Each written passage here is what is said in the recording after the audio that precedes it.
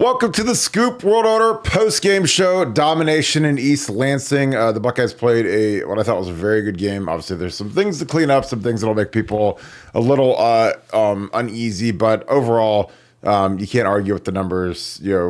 7 points, like 40-something yards rushing. I thought the defense showed up today. They had some hiccups, but I'm guessing that the locker room got a little hot, I would guess. I've been in those locker rooms where you're not really performing well in the first half. And the clamps came out in the second half.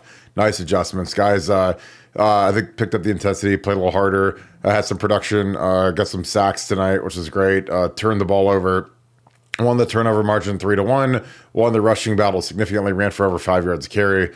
Again, I will take all of that. And we had a quarterback rushing touchdown, which nothing makes me tear up and have my heart swell more than running the quarterback in the low red area, which we did. So congratulations, Will Howard, for rushing the ball in the end zone. Again, we hadn't seen that in years. So we're going to get into that. We're going to take your questions as well. First, if you guys enjoy this content, we are going to break film down tonight. We have it first, like always. So we're going to be ready to go. We got a handful of plays. We're going to get more in tomorrow. We're going to break down some stuff, go through some of the touchdowns tonight. We're going to go through some defense as well. So if you guys have any requests, throw those in there. If you guys love our film breakdowns, something you can do to help us is get on your iPhone, go to Apple Podcasts, search Buckeye Scoop, and subscribe to our audio format. Also, click Scoop Had It First into the chat. Type that in because, again, that's what we do. And we appreciate you guys. We work hard to get the stuff up and ready as soon as the show is ready to go right after the game. The only place you'll find this is here, again, because we want to have it for you guys hot and ready as soon as the game's over so we can diagnose some of the stuff that went well. And also some stuff that we need to get a little bit better at. So again, appreciate you guys kicking it with us. We're going to go all night until you guys run out of questions for us. But we appreciate you. If you guys enjoy this content, please leave us a like, click subscribe. Also click that little alert bell. Thank you for kicking it with us late night. I'm going to bring in my good friend Nevada. Nevada, I know that there's some people that are never happy, and obviously there will be plenty of stuff that Ryan Day will not be happy with and Jim Knowles will not be happy with and the fan base will not be happy with. But at the end of the day, again, I always go back to get through these games, get a little bit better. I think we get a little bit better this week. Defense, 40 yards rushing. That is, you're going to win a lot of games if you give up 40 on the ground. And also, like it was on the road, first road test for the guys. I thought they did well. Smith.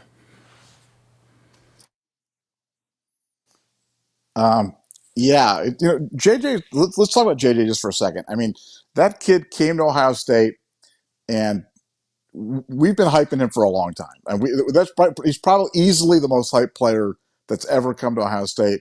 And we've just put the big, curse on him by just hyping him every time we're going, this guy's otherworldly. He's so good.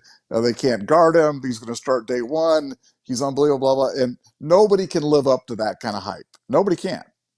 And not only has JJ lived up to the hype, I think it's fair to say that he's surpassed the hype. And I'm going to throw this out here right now, and just because this is what I do.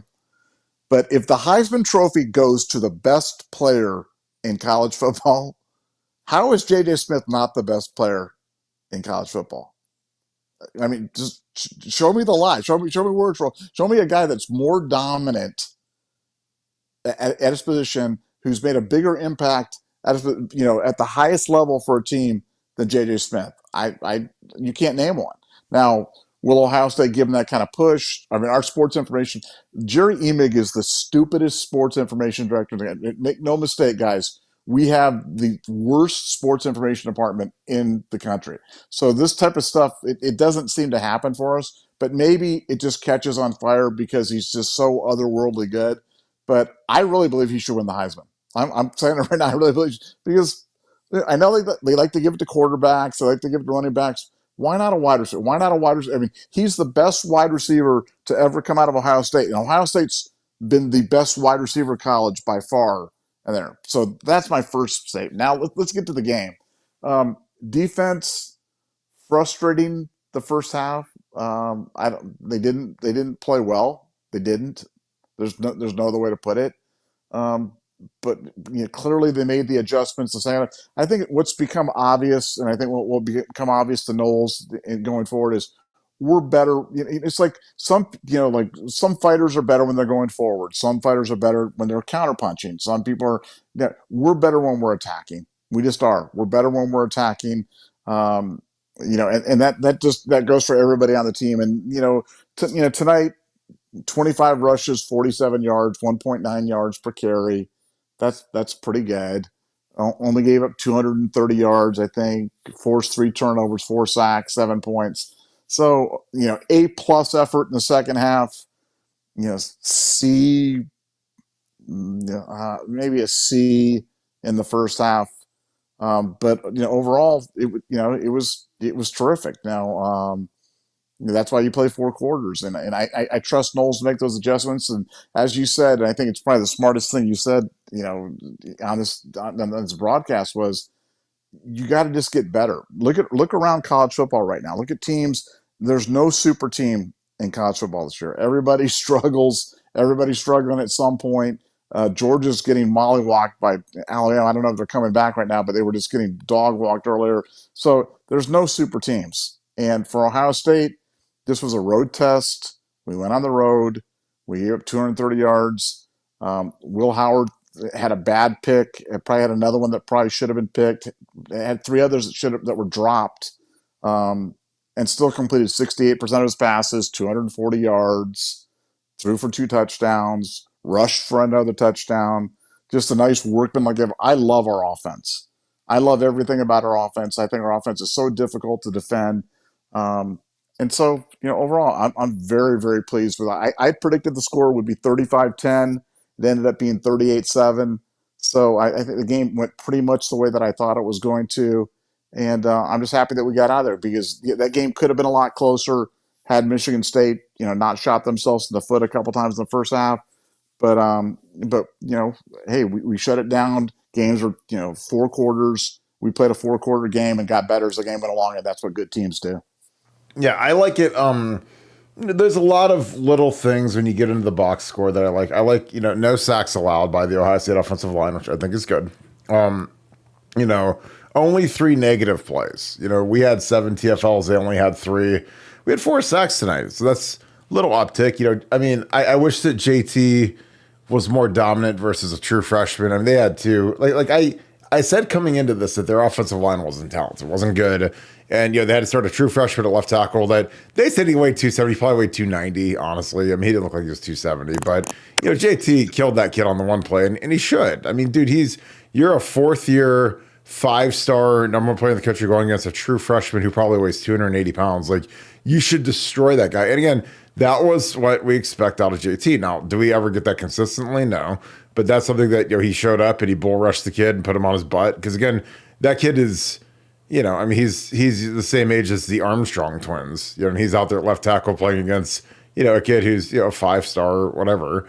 And, JT decided to, play and play hard. And, again, I've been critical of JT because there's not many games left for him to show up and be a 5-star player like he's supposed to be. So, again, he's got to turn up. Again, I thought Mitchell Mountain got a sack and a half, and he played probably, a third as many snaps as JT did. So, again, the production has got to increase. I thought Ty Hamilton showed up. Again, our Caleb Downs was fantastic tonight. I thought he was all over the field. But, our guys were workmanlike. I thought, Jack Sawyer made plays.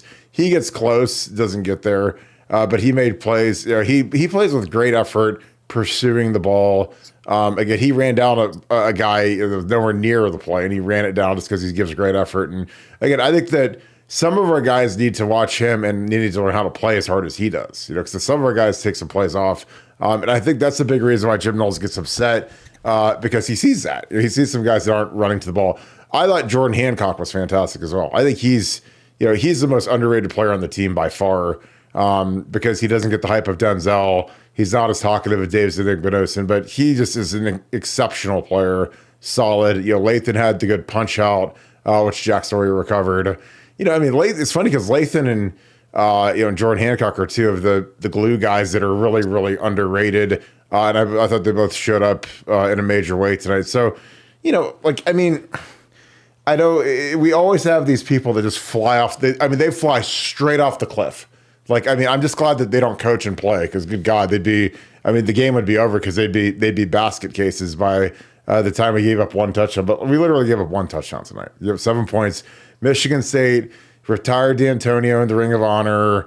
All these great players back. Night game. This was the game that they pointed to. This is the game that everybody was all excited about. And they end up with 240 yards, which again, that's about the same as we gave up to Marshall last week. 47 yards on the ground. Like I said, like Nevada said, 1.9 a carry, and only 100. I mean, they didn't even have 200 yards passing.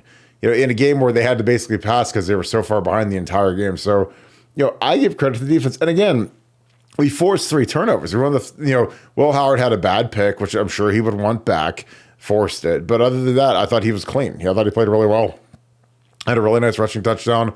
Devin Brown, kudos to him. When Will got dinged, Donnie kind of blew a pass protection and got Will Howard's ribs cracked real quick. And again, I don't know what targeting is. And again, I'm not some prude when it comes to college football, but like that guy led with the crown of his helmet right into Will's ribs.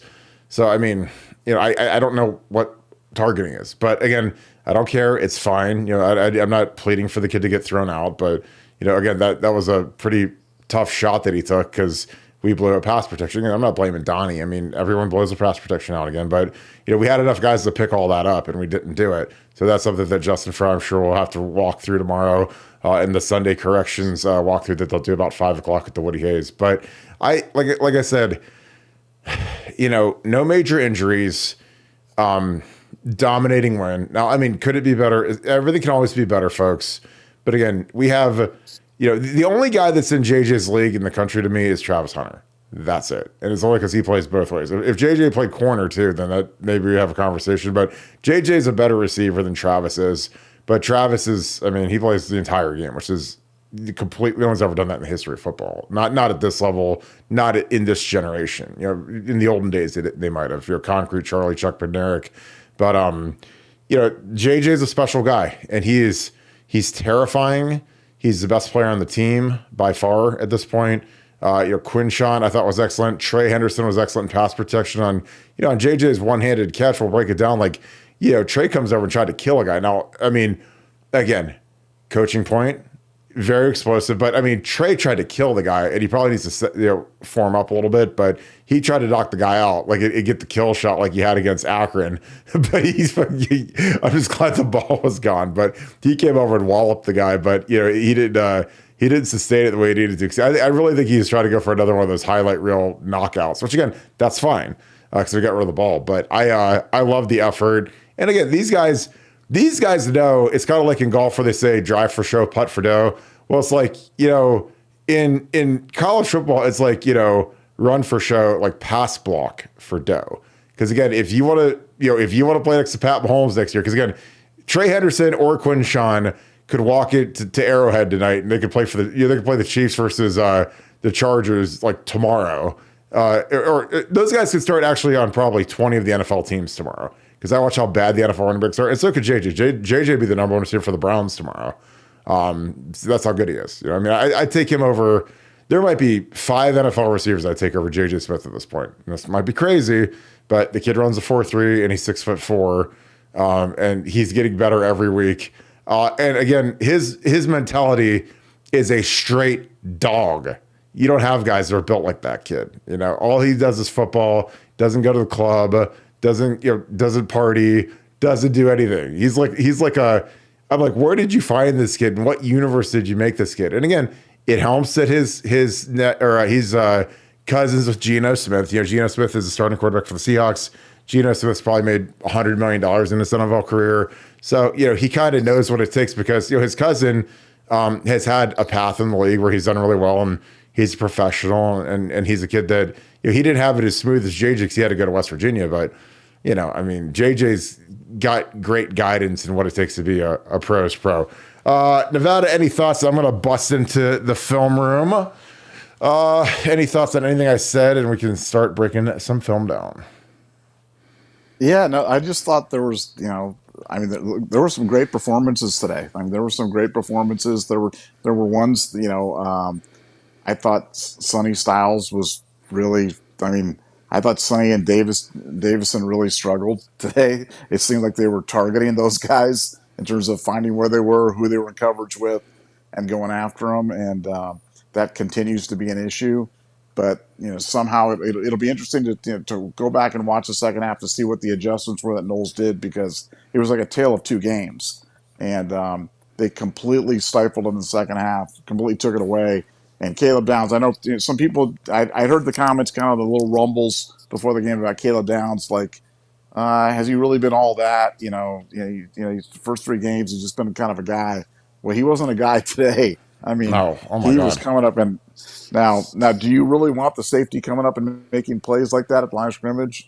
I don't know, but maybe in this defense that's what we have to do, because he was all over the field, and he is a sure tackler in the open field, and makes very, very few mistakes. I mean, the one thing I will say this, the best part about tonight is there won't be another game on Peacock this year. Thank God. And I love Andrew Siciliano. I think he does a great job. But Colt McCoy was awful. And on Peacock, you can't rewind, unless maybe it's just me, but like on my Peacock thing, I could not rewind the game and rewatch plays, which drove me absolutely crazy. Because there's some plays where I want to rewind it and double check stuff, and I can't watch it like that. So again, Colt McCoy was brutal to listen to, and hopefully we can break stuff down better than he did. Any thoughts on that, Nevada? Well, yeah, I mean, at least he wasn't. At least he wasn't Joel Klatt. Oh my God, your boy. Or last night, he is Mr. Michigan now. Joel Klatt, it's official. Oh my, Mr. Michigan. Well, I was watching the Virginia Tech Miami game last night too, and the I don't know who the announcer was, but I have never seen such a slobber fest over somebody as they did over Cam Ward. That was the most nauseating thing that I've ever had to listen to, and I'm just like, who are these guys? Like, what is going on with this? But yeah, it's almost better just to listen to it without the sound on. And but yeah, Peacock is brutal. Mine kept buffering, which was kind of a pain in the butt. But hey, we survived. We got through, and on to Iowa.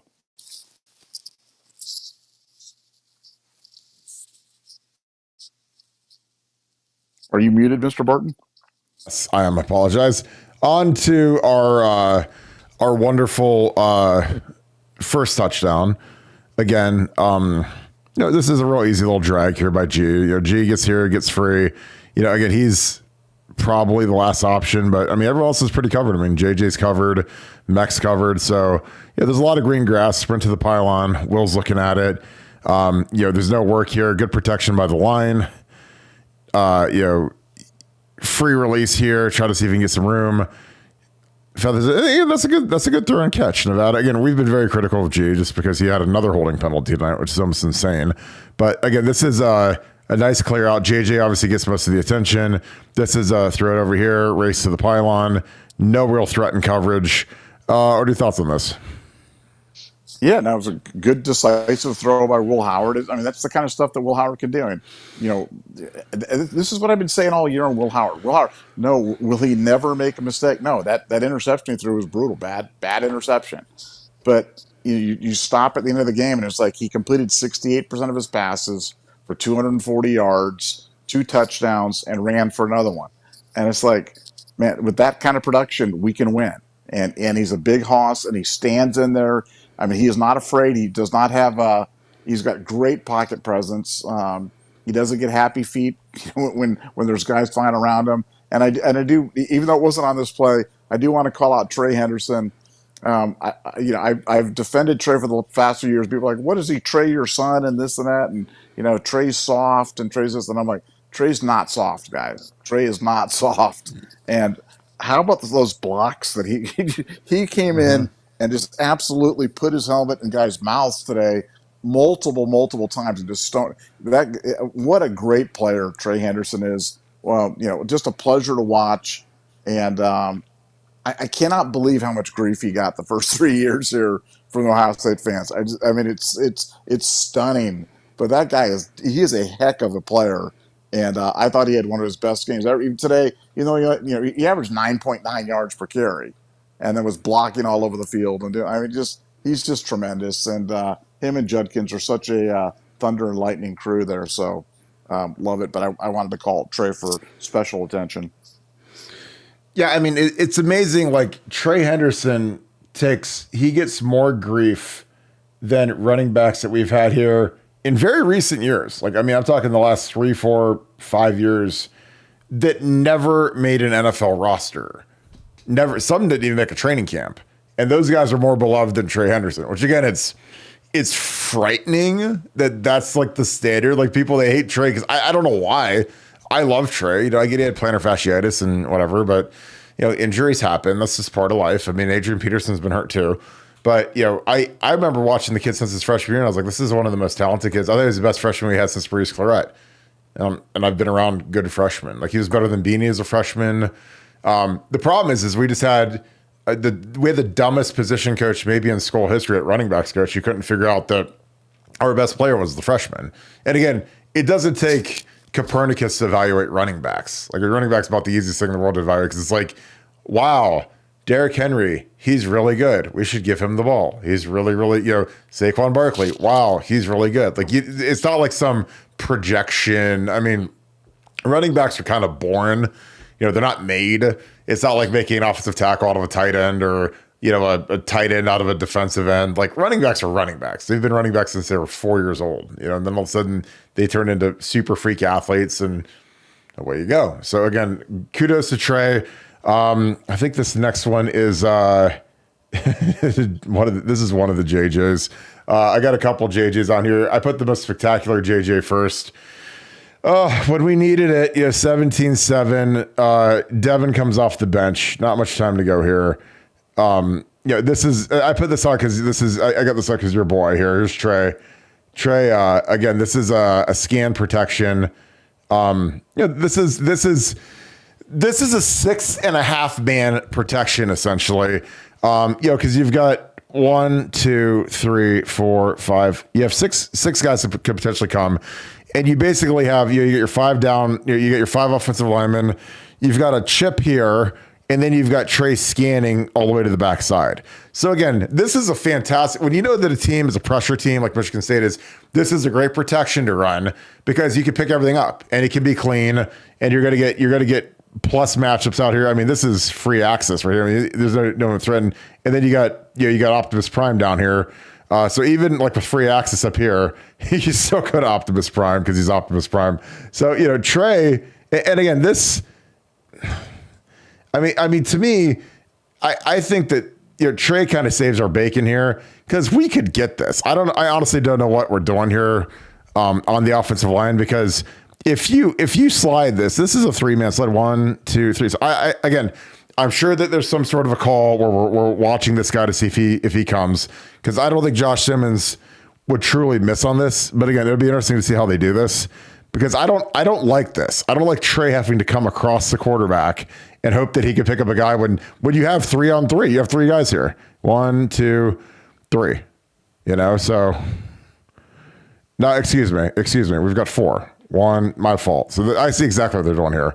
Now again, something that could make this easier is if you just slide these 4, 3, 4, and then you put Trey and you have Trey scan from here to here. I mean, really, I don't like this protection at all, but I kind of see what they're doing. But I think that this is just something that, I mean, you're asking for it. If this is Georgia or Bama or someone that's a real dude, I mean, I know Trey's a monster, but this is to me, this is stupid. But again, that's, I'm not the O-line coach, and I get that they're trying to do everything and pick everything up. So these 3 basically have to sort these 3, and Trey has to scan from here to here. Obviously, this guy's the threat. This guy's got flat heels, so he's not coming. And then these 2 basically have to sort. These 2 have to sort these 2, and you can get G Scott out, which again, this guy ends up dropping out of here anyways. But this is I get it. Trey makes this thing work because Trey's a horse, but.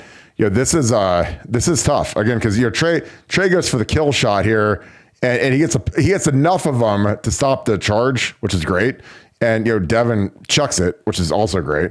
But Trey, this is so, you don't understand how hard this is for the running back. Like, he's got to go all the way out to the C gap, and he's got to come over here, not affect the quarterback's. I mean, look at the footwork. It's like a ballerina. Look at the footwork. I mean, so Trey has to find, he sees this guy screaming off this edge, super tight, which again, I hate this protection. And he's got to try to figure out what angle this guy's going to think he's going to come up, come under. So Trey just has to basically launch, and he does a great job here. I mean, he gets enough of them. And again, football's a game of inches, folks. So again, game inches, Chuck. I mean, this guy, if Trey, I love Trey's effort here. People that hate Trey Henderson are just morons. Oh my God. I mean, he completely sells out here. Again, it's not perfect technically, but he stops the charge enough for him to drop it in the bucket here. And JJ makes, one of the greatest catches in school history. But Nevada, what are your thoughts on that? Because I know that you can always make stuff more perfect. And again, I'm not sure if they have a full 4-man slide, because, when I played with Nick Mangold, we would just done a 4-man slide here and we would have had him scan here to here. And then I would have just been locked up on this guy, which again, that was like a day one protection for us. But again, teams have different protections. What are your thoughts on that? Yeah, no, look, that was a big ask of Trey. I mean, there was about 19 different things that could have gone wrong on that play. And he just made an unbelievable individual effort. But that wasn't a one-off, man. I'm telling you, I bet you he had 5 or 6 times in protection where he just killed guys. I mean, absolutely. I mean, Trey is just killing guys all over the field right now. And it's just great to see him do work, man. I love that kid. He's always been one of my favorites, supremely talented. And I guarantee you NFL teams are just drooling seeing stuff like that because his talent's undeniable, and that number 4 who ended up catching that ball on that play was pretty good too. So lots of goodness on that play. Yeah, I mean the thing about the NIL era and the era of representation with these guys already deal with they already have NFL agents at this point. And again, in the olden days, I don't know, 5 years ago, that was completely illegal, completely frowned upon. But these guys, they all have marketing representation now. So these guys end up having direct feedback from their. They have direct feedback from agents that talk to GMs and scouts and, hey, what's he doing great? And he's like, oh my God, we saw this block that he did versus Akron where he depleted the guy, and we see how ambitious and excited he is to be a big time pass blocker. Because again, I know people roll their eyes when I say, hey, he's a really good pass protector in the game, but it's like, do you know how valuable that is when you're, an NFL team and you just paid Pat Mahomes $50 million. You paid, you see what these quarterbacks make, guys. I'm making $50-60 million. These top drawer guys, Joe Burrow. If you got a guy back there that's a howitzer in pass protection, then let's take that guy. Again, Ezekiel Elliott went in the top 5 in a league where running backs don't go in the first round anymore because he's the best pass protector in the history of Ohio State football and one of the best in the history of the NFL. Because Ezekiel would absolutely Michael Myers guys. I mean, Ezekiel Elliott in pass protection was literally a Halloween horror shop. He was a scary movie back there because he would kill guys and he liked doing it. He didn't care. And that's the thing about Zeke, man. Zeke, people say what they want about Zeke. He's one of the toughest kids in the history of the school. And so is Maurice Claret. So that's the threshold that Trey's in is when you get these guys that are freaky athletes, they're explosive, twitched up athletes, and they're also ultra intelligent. Because again, that scan from the front, from that front side guy. Now, again, Trey's a really sharp guy. He's a senior. He can see that guy's got flat feet. He's not coming. And that guy's on the edge. And him getting over there and getting to that spot and stopping the guy. I mean, again, was it perfect? No. But was it effective? Absolutely. And again, sometimes that's all you need to be in life. All right, we're going to break down. We got a nice little reverse action. Hold on. Kurt, go ahead. Did you see the Georgia-Alabama game? Alabama came back to go ahead. Alabama was leading in the game. And then Georgia came back and hit a 75-yard touchdown pass to go up 41-34. But Alabama was up 34-33 in that game. But Bama's, they're winning there, right? It's 41-34. They're kicking off right now. Yeah, but I mean, Georgia was done. And then they came back. They had the lead 34-33, and then Bama hits a 75-yard touchdown pass. So what a crazy game. Well, I'll tell you what. That means that Georgia better fire Jim Knowles. That's what I know. What? I was going to say, Kirby Smart. Can't coach defense. Yeah, he's giving up 41 points, man. That's you better fire. Jim Knowles is giving up in the season. Literally? Oh, by far, but Literally. no, way more than the season. Yeah, way more than the season. Not even close. We haven't given up the close to that many points. Nah. Well, if Georgia gives up 41, then the only thing we can do is we better just start a thread on the board that just says fire Jim Knowles today. Fire Knowles. Knowles sucks. Fire. Yeah. If only we had Georgia's defense right now. Can you imagine how good we'd be? Oh God. All right. All right. So what do you do when you're at Michigan State? Again, you can go back to our 04 game. You can go back to our 06 game. Reverse City. In 06, we played up there. No kidding. We called back-to-back reverses in the 2006 game. We ran one to Gonzo, and we ran one to Teddy, and then one to Gonzo. And I remember Troy in the huddle was literally like, "You guys aren't going to believe this." And he said a word for crap. And I was like, "What's up?" And he's like, "Dude, we ran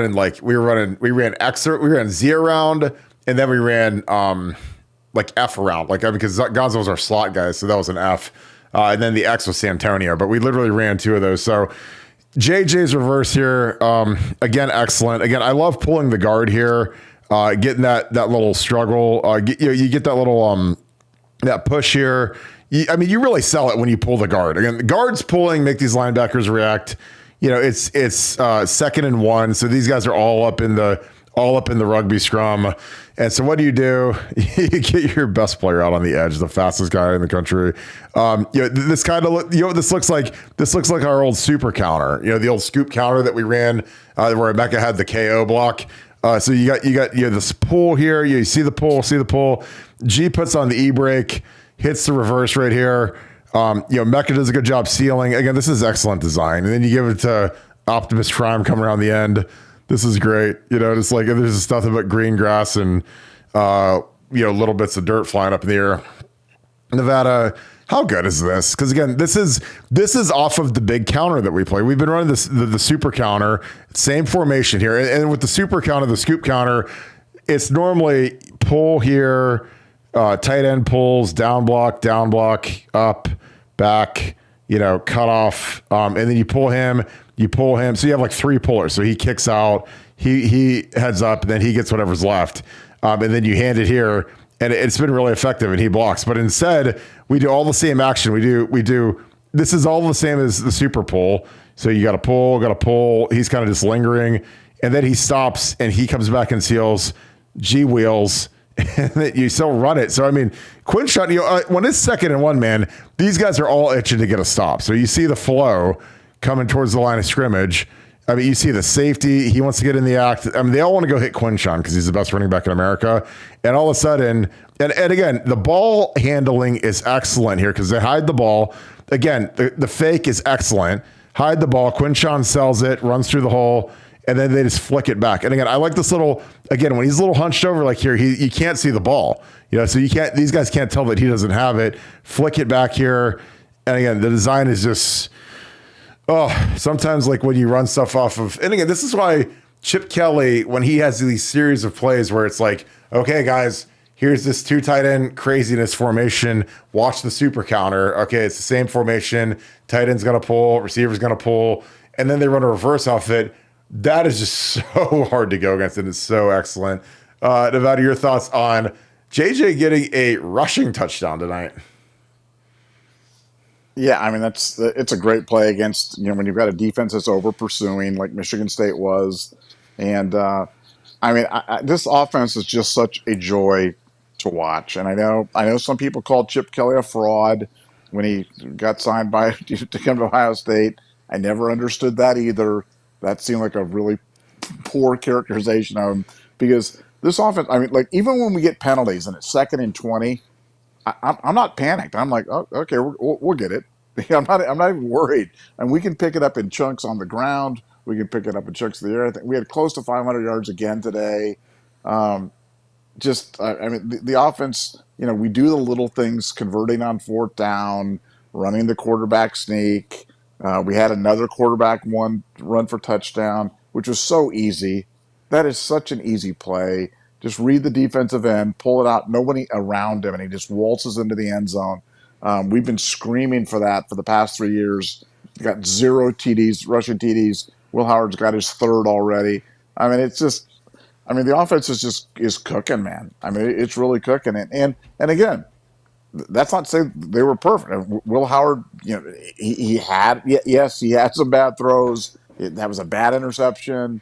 But I mean, look, that goes for every quarterback that's ever played the game. Every quarterback that's ever played the game will throw a bad interception or will make a bad play or do it. But man, Will just stands in the pocket and delivers the ball. And a willing runner, big, strong guy can convert those red zone things. But Chip Kelly's got him going, and you can just see the offense just gaining confidence and more cohesion with every passing week. And I thought this week we were really, really good on offense, and I thought Chip called a terrific game. I've got like the funniest plays I've ever seen. So Michigan State is trying to get off the field here. Obviously, we're going to go back to the JJ play. They dropped 9 guys into coverage here. They rushed 2 guys versus a 6-man protection, and this guy is kind of a spy type guy. They literally rushed 2 guys. So our guys have got all the time in the world. They're really trying to hold the sticks right here. Like when you have JJ double covered and he jumps up and does this like LeBron James like rebound off the backboard type thing. Oh my God. Like, I mean, you want to talk about sad. Like, you drop 9 guys into coverage and you just throw it to a guy who's just better than anyone that you have on your team, better than anyone else in the country. And he makes that play to convert it. So I don't know what else you say about this kid, man. I mean, it's just like, you got him double covered. Like, I mean, like, there's 2 guys there, and he just jumps up, palms the ball, brings it in, whole body's in bounds. Yeah, I don't know what else to say. I mean, there's 2 guys there, Nevada. Any other superlatives you like for JJ? Because JJ's he's different now. I know that there's gonna be some fan out there that says that they want more out of JJ, but I don't know what else you could ask for that kid at this point. JJ for Heisman, man. JJ for Heisman, best player in America. Yeah, he is sickening at this point. All right, Nevada, I'm going to bring tears to your eyes. I'm going to break down quarterback run into the end zone. Now, the thing, I know, you start blubbering over there. Just don't cry onto your phone. As your phone's melting, you just cry onto it and it electrocutes you mid-show. You're like, my phone's melting. It's so long, such a long show. All right, so the only thing that was different here is we actually read the defensive tackle here. So, you always box the read key. So we're reading the D tackle here. So this is a little change up that, some teams run. This was a big thing Chip did at Oregon. I love it because, frankly, defensive tackles aren't used to being read the way defensive ends are. So you're running your full zone. And again, this is really good by Donnie. Donnie kind of does he rips through this guy so that it's a nice clean read. He does not want to contact this guy at all. He wants him to be nice and clean for Will to read. You get your double here, up, nice and easy, really straightforward here. Hold the line. Donnie has the tough gig here. He has to not touch this guy, rip through him, and then he has to get up and seal this linebacker. And then everything else is the standard play. And so basically Donnie and Josh Simmons switch when you read the 3 technique because Donnie's going to block the end, or excuse me, Josh Simmons is going to block the end here.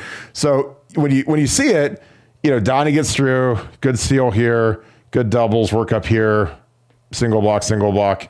And you're reading it, and if this guy engages and takes the running back, then Will Howard pulls it for a walk, and you got one guy out here to get a block on. Safety's out of the play. Everybody else is sealed. Again, he can kind of do a little hop skip and then just go engage him. But you see, as soon as he is kind of in this stance, Will can pull it and it's boogie time. So he pulls it. This guy again, and Will looks like he shot out of a cannon here, which I love. But I mean, he gets this thing, and again, it's a little easier when it's this little horizontal sweep run to get this read done.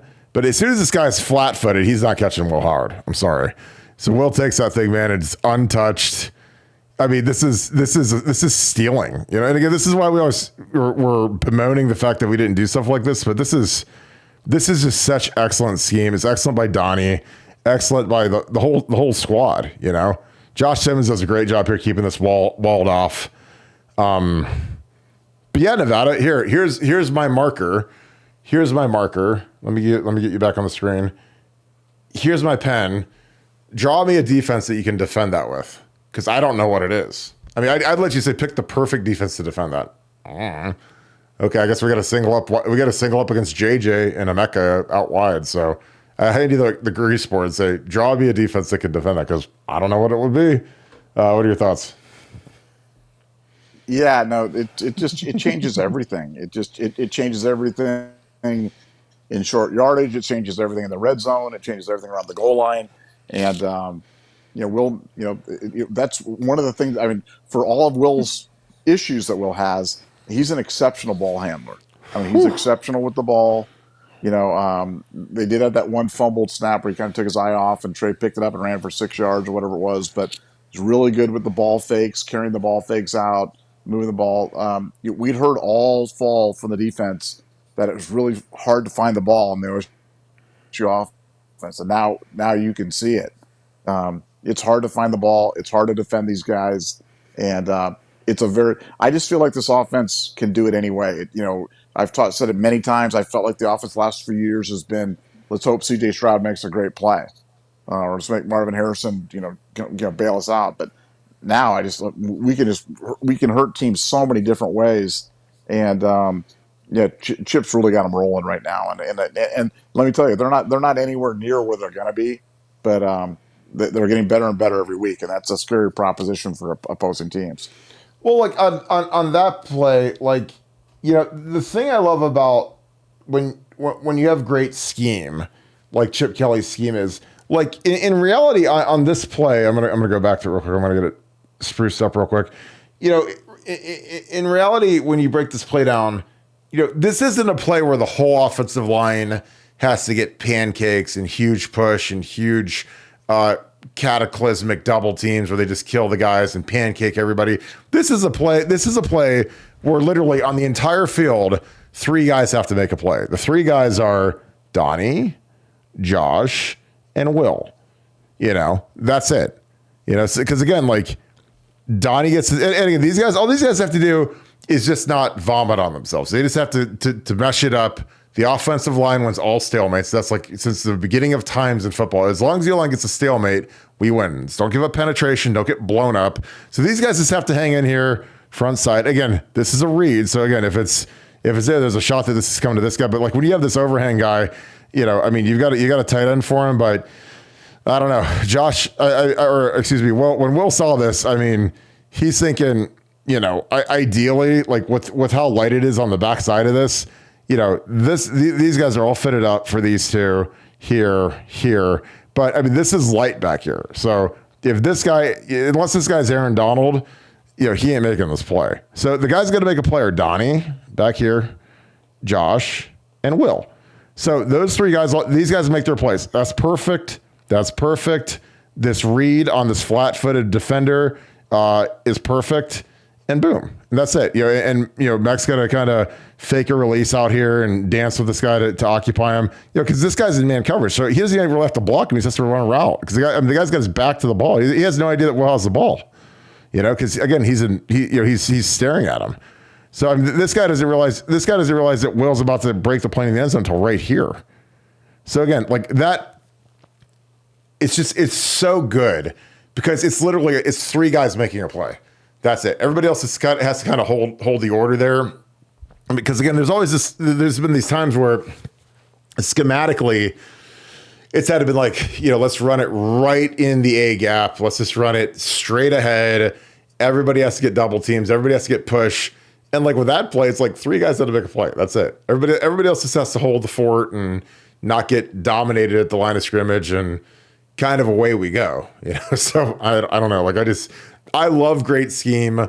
People that think Chip Kelly's scheme is an idiot. Again, I've said it 1,000 times. If you guys listen to the show, I've said Chip Kelly clinicked with guys that asked to clinic with Chip Kelly were Bill Belichick, Nick Saban, Urban Meyer, Pete Carroll.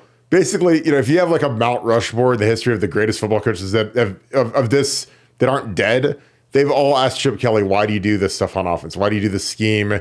Your running game? What made you think of it? Explain it a little. I mean, That's how good he is. The smartest play, and Nick Saban and Belichick are the two best defensive minds in the history of the sport, in the history of football.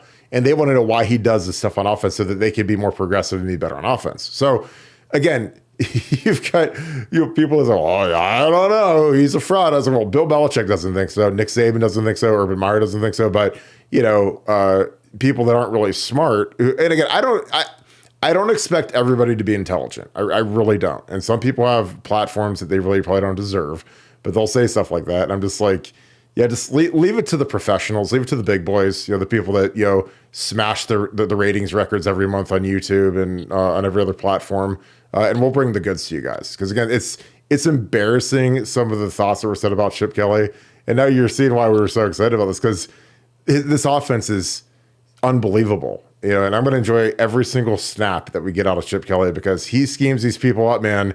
And when you got the players we got, because he's never had players like this before. I mean, he's had, he had Mariota for a year, and he had some young Dennis Dixon and guys, but he's never had J.J. Smith. He's never had Quinshawn, Trey. He always had, the Black Mamba and Ken John Balmer. Guys are like 6th-round picks. Like, he's never had first-round running backs before, So I'm excited again, and I know people will be upset that we only won 38-7. I get that, because there's some people that the ice cream is always too cold, but it ain't around here. And I'm enjoying every bit, because I mean, I've seen bad offense before. I've watched bad quarterback play before. I've watched us not run the quarterback before when it's like stealing. So I'm enjoying everything that we do on offense at this point. Nevada, you have any thoughts? We'll start digging into some super chats. Well, yeah, look, scheme is when your quarterback walks into the end zone untouched from the 6-yard line. You know what I'm saying? That is scheme. And we just haven't had enough of that the last few years. And now we're getting it in abundance. And Chip Kelly is putting on a clinic every week. So just sit back and enjoy the show. Georgia went down tonight. Not that it really matters with the 12-team playoff, but Alabama managed to hold on 41-34. Kind of a crazy shootout. But look, everybody's got flaws. Every team's got flaws. So don't nitpick Ohio State and be like, oh, we had a bad half or this, that. I mean, Georgia just gave up 41 points in a game. 41 points to an Alabama team that I don't think a lot of people think that Alabama was particularly good this year when they were struggling with UCF or whoever they were struggling with earlier in the year. Mm-hmm. There's no perfect team. Your team's not going to be perfect. Don't expect perfection, and don't just stamp your feet and hold your breath every time something doesn't go perfectly. Step back, take a look at the big picture, and then really enjoy the show, because this is a really good Ohio State team.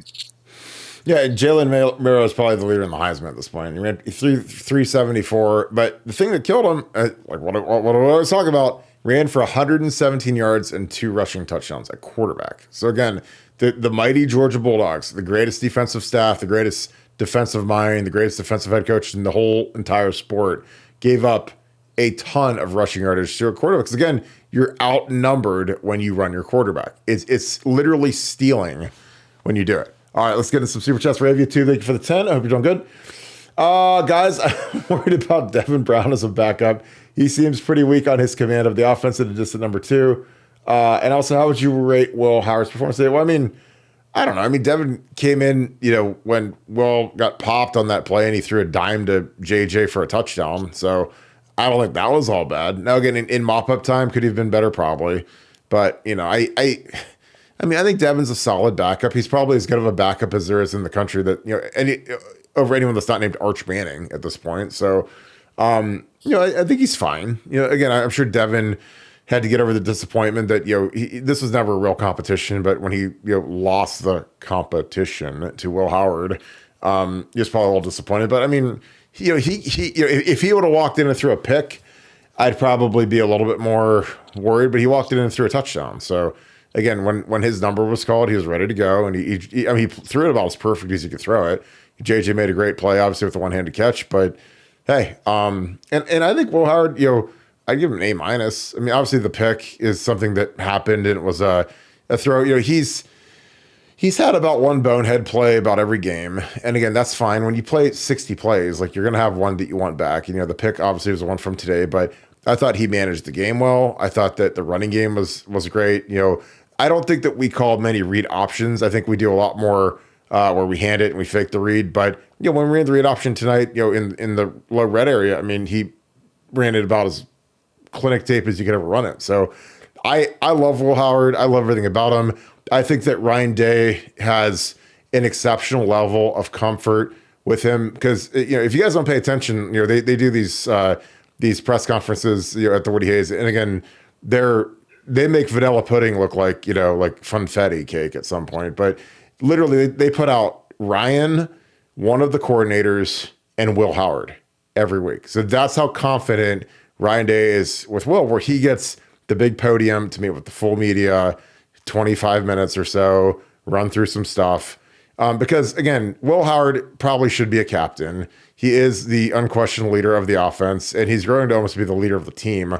And the players like him. They like him a lot. They think he's assimilated well.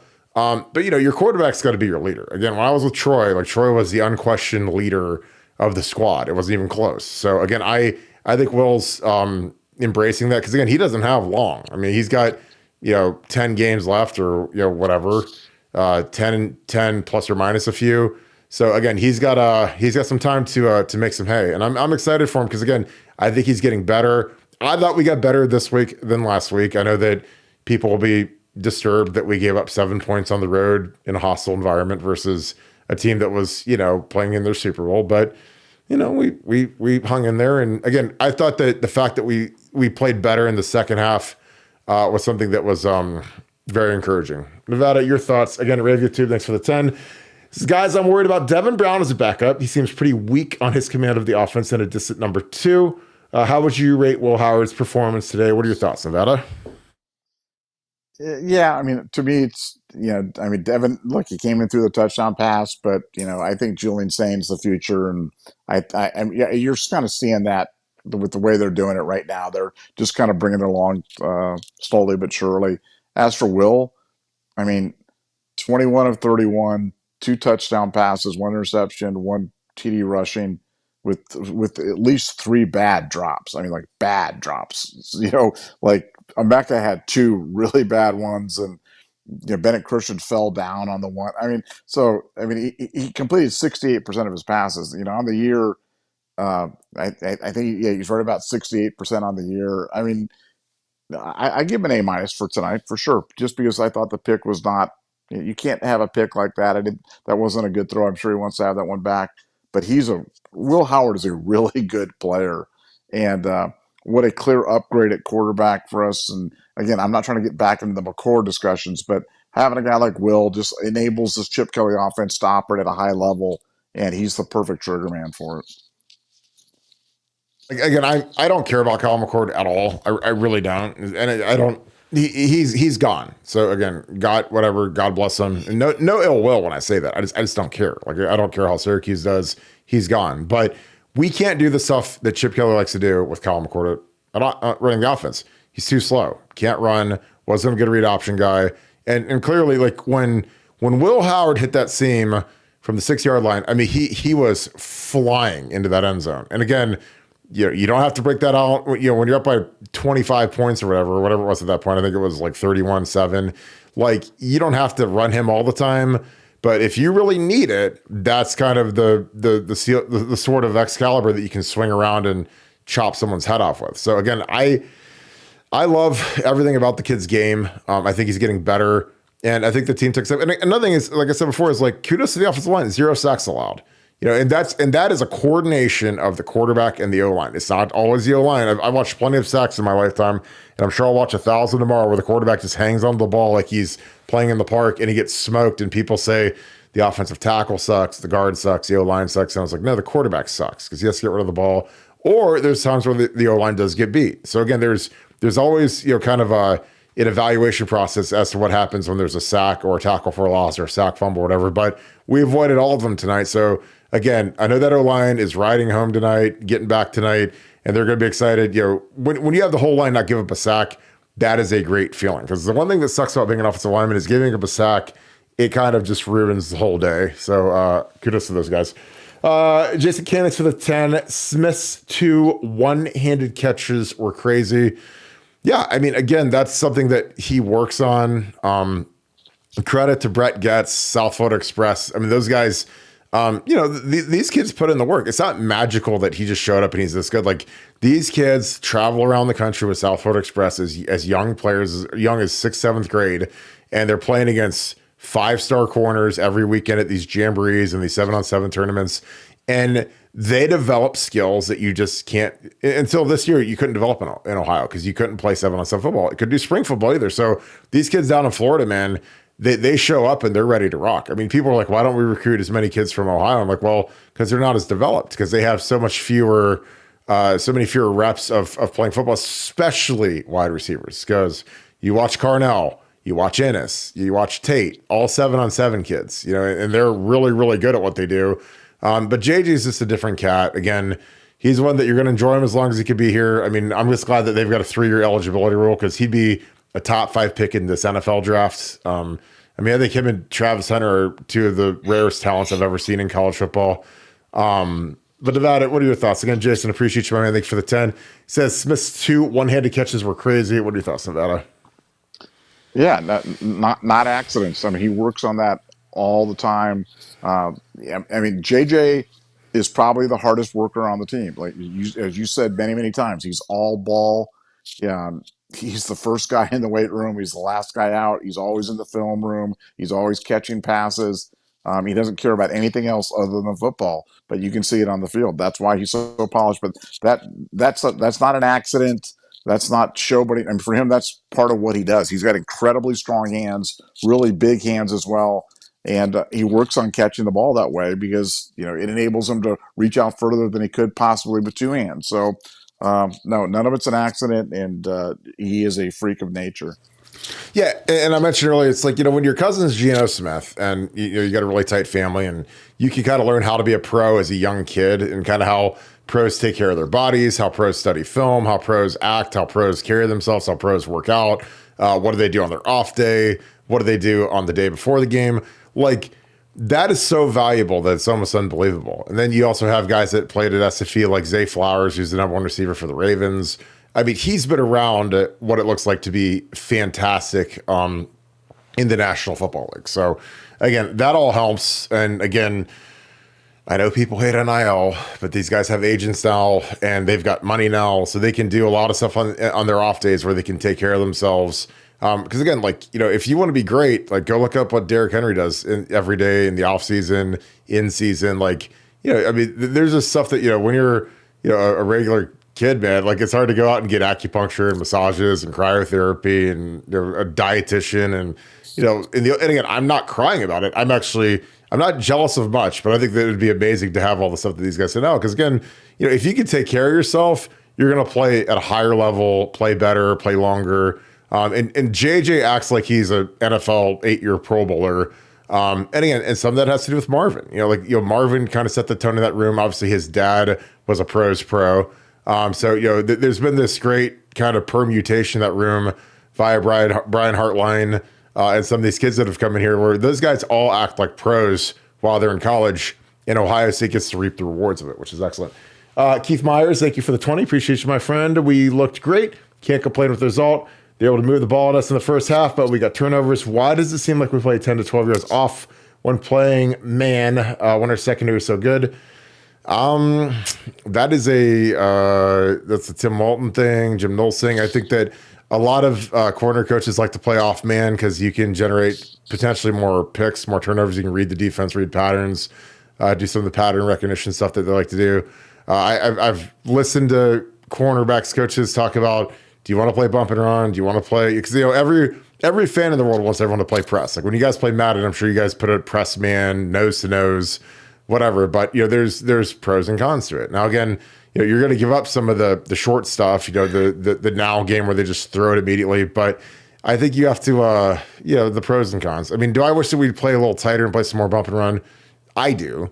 But again, when the defense gives up 100 and or 240 yards on the night, it's hard for me as an offensive guy to question what the defensive coaches are doing when they're that light in the stat sheet. But Nevada, what are your thoughts? Again, Keith Myers, thank you for the 20. He says, we looked great. Can't complain with the result. They were able to move the ball on us in the first half, but we got turnovers. Why does it seem like we play 10 to 12 years off when playing man when our secondary is so good? What are your thoughts, Nevada? Yeah, no, it's a real. I mean, you look the last 2 weeks. I mean, the last 2 weeks, at halftime, I think people were ready to string Knowles up and, to go into the game thread.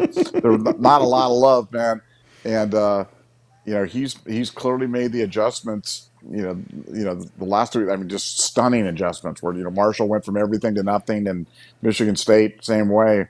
We hadn't forced a punt, and then all of a sudden they just couldn't do anything. So, I'd have to go back and look to see what the changes were. But as I started off my monologue on this, I think we're just better when we're attacking. We're better when we're attacking. I think when we're attacking, I think it forces them to play, tighter defense on the guys. And I just think Knowles has been so paranoid about giving up the big plays, about giving up the explosive plays, that I think we've gotten a little complacent. We've given a little bit too much room, a little bit too much respect to the receivers and to these opposing quarterbacks. And he let them go in the second half, and it was a bloodbath for Michigan State. So hopefully Jim found out some things, and we can start out and have a complete game. And because we're going to need that against Oregon and some of these better offensive opponents. Yeah, I think that the adjustments made at halftime were obviously compelling, and some of it might have just been him melting the walls, because again, I'm sure he was awfully surly at halftime. But again, the results speak for themselves. There's always things that can be better, can clean up. You guys can play harder, effort, whatever. But at the end of the day, man, I thought our guys, they tightened up big time in the second half, clamped these guys. And, Michigan State, I mean, they've got guys on scholarship too. That quarterback got paid a lot of money to go there. I think the coach is a good coach, but again, we've owned Michigan State for so long. I mean, they've had the couple fluke wins 3 times in the last 25 years, but we hadn't lost in East Lansing since '99.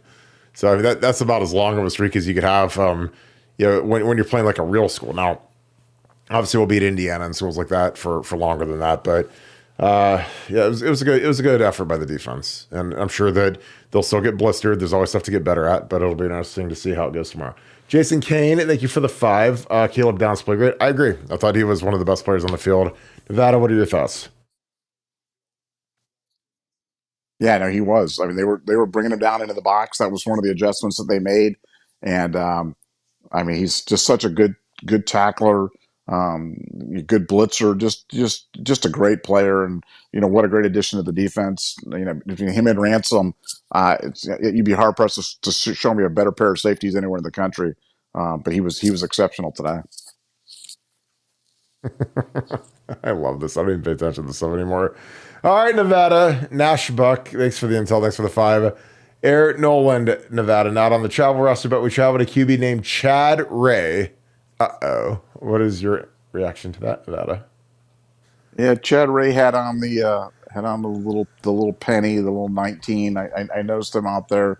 I mean, look, it brings back memories of the Ewers thing, of not traveling Quinn Ewers, but I don't understand it. I've stopped trying to figure out what Ryan Days. I know Air just got his black stripe removed, and that would seemingly be a positive thing. You'd reward him with the opportunity to travel, but he didn't do it. So I don't even know. I have no comment. Yeah, I mean, because there is a part where coaches would take a walk on. He's a senior. Chad Ray's a senior, and good kid, academic kid, does good in school, helps raise the team GPA up. So there'd be a thing where you travel some of those guys. You take this walk on's going on the road this week, so he can experience a road game. But again, I love everyone's feelings and everyone's a contributor, but Aaron Nolan has to feel like crap not traveling. Let's just be real. I mean, I've seen this movie before where, when these freshman scholarship guys, and I don't know what kids that were older that didn't travel. There might have been some sophomores that are fully healthy don't travel. That is peculiar, especially in the transfer portal era. I mean, I think you got to manage it a whole different ball of wax. As much as you want to be lovey-dovey and take the walk-ons on the road trips and stuff, like Chad Ray is happy to be on the team. I'm sure he's a great contributor. I'm sure he helps out on the scout team. Whatever, good in the meeting room. But, I wouldn't leave Air behind for a walk-on. And again, you can call me the Grinch and whatever. And, I'm sure Ryan Day and Chip Kelly have reasoning for it and trying to reward a kid. But, it sends a pretty pointed message when you travel one freshman quarterback, but not the other one. And again, I don't think it was an accident that they pulled his black stripe, because they probably made the decision. Normally, you decide the travel roster on Thursday, and on Friday, if there's anyone that gets injured or whatever, you finalize it. But excuse me, you make the travel, you post the travel roster on Thursday, because on Friday, you got to load the bus up and head out. But I would not leave Air at home. Like, again, I think that you got to keep that kid close. But again, if he's not in your plans, then so be it. He can hit the portal and do whatever. Because again, there's 5 scholarship quarterbacks on the team. They're not all going to exhaust their eligibility at Ohio State. It's not going to happen. Not in this modern era where these kids all want to play. Especially when Julian Sain is the next quarterback that's going to start here, and you have Tavian St. Clair coming in, next year as a freshman, and he's a supernova type, high level 5-star number 1 player in the country type quarterback. So, but yeah, that's peculiar to say the least. And again, but I don't care. Ryan can do whatever he wants. I mean, if you can leave Quinn Ewers at home, who is the number 1 player in the country and the highest rated quarterback in the history of rankings, then you can leave Air at home. So again, not saying that I agree with it, but this is something that I would raise an eyebrow with. Paul Lewis, what is up, brother? I hope you and your lady are doing well tonight. Thank you for the 100. Appreciate you. Hi, guys. How do you rate the Big Tens as of now from top to bottom? Ooh, boy, that is a good one. Well, I think at the top, obviously, is Ohio State, then Oregon, who's kicking off with UCLA right now. Then I'd go... God, I can't put Michigan. USC, I think, is probably third. There's like this cluster in the middle of like Michigan, Wisconsin. No, hey, stop, Rutgers. stop. What? Stop. Okay, Michigan stink. Michigan is so bad. Okay, well, so who's the fourth best team in the Big Ten? Rutgers, undefeated Rutgers. Indiana. Okay. I'll throw Indiana in there. I mean, Michigan stinks so bad. They are so bad. Did you see Orgy's stats again today? I think what did he throw for? Dude, I know they almost lost to Minnesota at home. Trust me, I know they stink.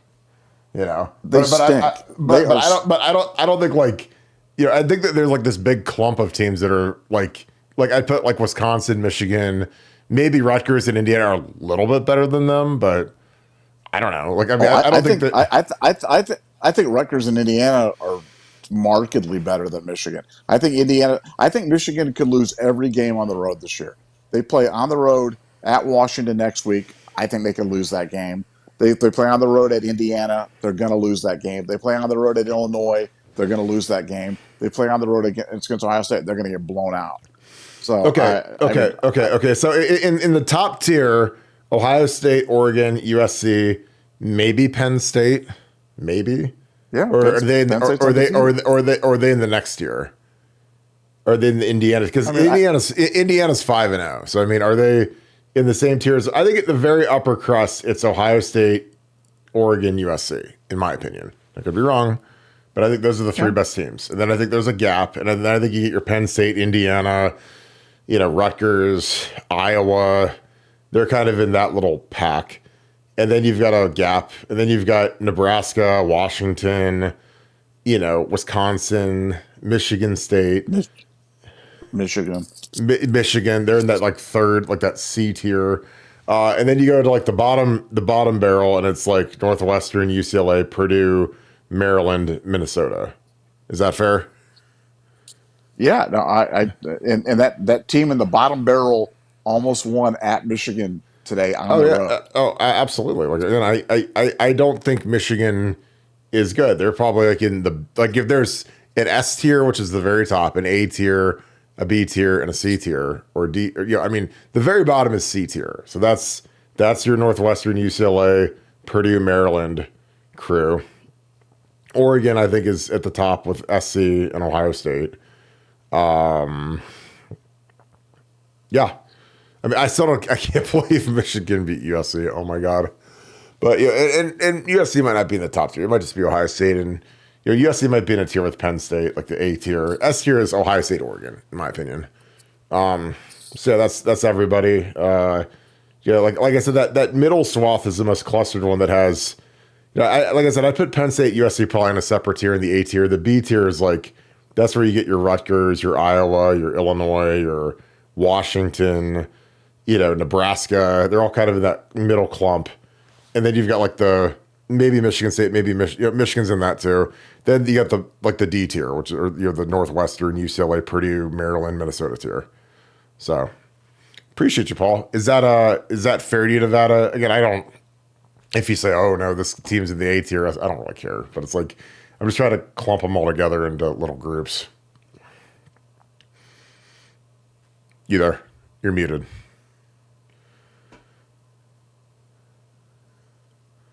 I'll get him back in here. Appreciate you, Paul. Mike Green, thank you for the 5. It's so hard to get used to Will as our QB because of CJ, but dang, he's extremely poised in the pocket. No diddy. I really like this guy. Yeah, I mean, CJ, obviously one of the best throwers we've had. I mean, we've had 2 of the greatest throwers in the history of the school with him and Haskins back-to-back in terms of arm talent. And Justin, probably a tier below that, but Justin, superior athlete. Justin was kind of like if you did a hybrid of CJ Stroud and Terrell Pryor, just because Justin was just so athletic. Nevada, the question is, Mike Green, next to 5 says it's so hard to get used to Will Howard as our quarterback because of CJ Stroud, but dang, he's extremely poised in the pocket. No diddy. I really like this guy. I really like Will Howard as well. Again, it's hard to follow up the number 2 quarterback in the country, or excuse the number 2 pick in the draft, and the kid that won Rookie of the Year in the NFL. But I like Will. You're not going to have that every year, that level of talent. But what are your thoughts, Nevada? I mean, it's going to sound blasphemous, but for college football, I like Will Howard better. I do. I like running quarterbacks in college football. I like guys that you can run the RPO action with. That I think it makes the whole running game function when you've got a quarterback that can actually run. And as crazy as that sounds, I'd rather have a running. That's why J.J. McCarthy was such a good college quarterback because he could run. And C.J. Stroud, they would not run him, whether he was unwilling, unable, whatever. They wouldn't run him. So to me, I thought that he believe it or not, I thought he limited us somewhat. In terms of our holistic approach to offense, because he was not a running quarterback. And that's just how I feel. Yeah, I totally agree. I love watching Will because, again, I think in Chip's offense, like as great as like a Peyton Manning or a Tom Brady would be, in Chip's offense, I think he's a lot. Those guys are a lot easier to defend than a guy that's versatile. Again, like a guy like a Jalen Milroe who ran for 120 yards versus the vaunted Georgia Bulldogs. So. Mike Green again, thanks for the deuce. Will Johnson checked out for the money. Checked out for the money for the NFL. Yeah, I mean, these guys are going to start making business decisions as they start sliding. You saw Florida State losing again today. I can't wait to see how many of their guys start taking red shirts or leaving the program to go train for the draft. And Michigan's about to be on that slide as well. Goldfish, thank you for the 5. Who makes the call on in-game linebacker rotations? And is that person excessively rotating to the detriment of achieving some flow to that group? Well, that's James Laurinaitis. James obviously is down on the field, running through the substitutions, and I think that it's kind of a feel thing. I think that you got to figure out what guys are performing, and if guys aren't performing, yank them out and get someone else in that maybe can perform. But I don't think it's kind of a double-edged sword when you're rotating guys, because every player that's the starter wants to play as many plays as they can so they can get into the flow of the thing. But I don't know. Like I think it's you're also trying to find guys that are productive while they're out there, and some of these guys that are out there, they're not really producing at the level that they should be. So I think that you have to force and substitute. Because again, in a perfect world, like when we had AJ and Schlegel and Bobby Carpenter, like those guys didn't rotate at all. Those guys were in for unless we went nickel and you took Schlegel off the field, or you put Bobby at defensive end. Like those guys weren't rotating out to see what the backups could do because they were, efficient and they were really, really good players. So we don't have that yet. So you have to rotate in Arvell and some of these other guys, CJ Hicks, to see if they can pop and flash on film. And Arvell's taken advantage of his opportunities and he's done well. So I think you got to figure out what are the rotations and what are the snap percentages going to look like. Nevada Goldfish, again, thanks for the 5. It says, who makes the call on the in-game linebacker rotations? And is that person excessively rotating to the detriment of achieving some flow to that group? What are your thoughts? Yeah, I mean, again, that would be Laurinaitis. I just don't think he has got good cards right now. I think our linebacker play, including Cody, has just been okay. It's ranged from just okay to not good at all. And I thought Sonny was just chasing it again today. And then you see guys like Arvell and Gabe Powers come in, and I know it's in limited action. I know it's in mop-up time. I know I get all those things, but they just seem to flash and be more, productive and more violent when they get around the ball than the other guys do. So I'd love to see those guys get more snaps. And I don't know if that's in the cards or not. Reese seems to be getting more burn, but I'd love to see the same thing from Powers because we need some thump from our linebackers, and we're just not getting that right now. That's just my opinion. Yep. All right, Nevada. I think we're out of super chats. I think we can wrap this thing up. Any final thoughts? No, just a game that was a tale of two halves. Offensively, we did it again, not perfect, but we pretty much dictated our terms in both halves. Defensively, first half not acceptable, second half unbelievable, A+. And overall, a game 38-7 to give up 240 yards, have create 3 turnovers, 4 sacks, almost 500 yards offense. Just enjoy these games, man, because winning on the road in the Big Ten is not easy, and we did it, and we took another step. That's all you need to do in a season, a 16, 17 game season, is just improve, win, advance, and stay healthy. And we did all those things. We checked all those boxes this week. So I'm a happy camper. Yeah, I agree, and keep on cranking. We got Iowa coming to town. That being said, if you guys enjoyed this content, again, I appreciate you guys being on here. Please leave us a like, click subscribe, also click the little alert bell. Late night tonight, but there's still the UCLA Oregon game is going on. Oregon's up substantially. I think they're up 14-3 last I saw. But if you guys enjoy our film breakdowns, we're gonna do a more thorough breakdown tomorrow evening. So we'll be on probably around 7. We go kind of in that hour between Sunday Night Football kicking off and the 4:30 games finishing up. So if you guys enjoy those, pop on and we will have a thorough film breakdown for you guys. We broke down a handful of plays tonight. So again, I just appreciate you guys. Great questions again tonight. Thank you for being a fantastic audience. I know it's a late one when we do these night games, but yeah, I just appreciate you guys so much. If you guys enjoy our film reviews, something you do to help us is spread the word on Apple Podcasts. Again, get on your iPhone, search for Apple Podcasts, or if you're on any other device, search Spotify, click subscribe to Buckeye Scoop. Again, we're trying to grow our audio side of the business a little bit. It's been lagging well behind the YouTube, and it's starting to grow. So again, you guys are getting the message out. We appreciate that. Again, it's a huge endeavor right now, but it's completely free. And it's something, even if you only enjoy the video medium of our show, it helps us out a lot, even if you just click subscribe. And if you feel kind enough to leave us a 5-star review, that is also excellent. So again, I appreciate you guys so very much. With that being said, I hope you guys have a great night. Thank you so much, Buckeye Nation. Thank you, Scoop family. Time to get our minds on the Iowa Hawkeyes. They're coming to town. That'll be a nice tilt in the shoe. A gray out. The gray uniforms are coming out. 3:30 kick in the shoe next Saturday. We will be ready to rock and roll. And we'll have coverage for you every day. So hope you guys have a great rest of your night. Go Bucks.